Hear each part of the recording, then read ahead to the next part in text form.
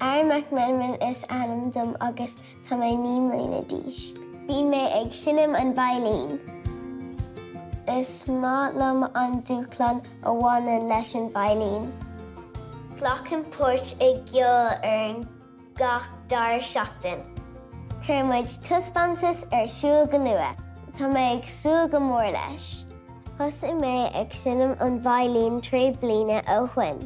Bhím ag cleachta gach lá seachas de dúna. Táim chuig ranganna Veidhlín ar an mórt. An pert is fearlam ar an Veidhlín is sa rollercoaster.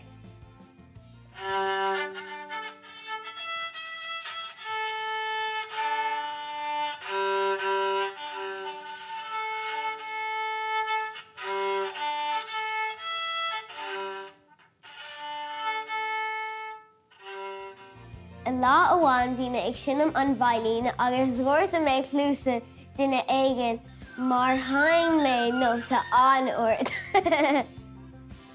Fuair mé mo chuid in spráide ó mo chuirde suir agus céileán. Bhíodh manana ag sinnim an Veidhlín freisin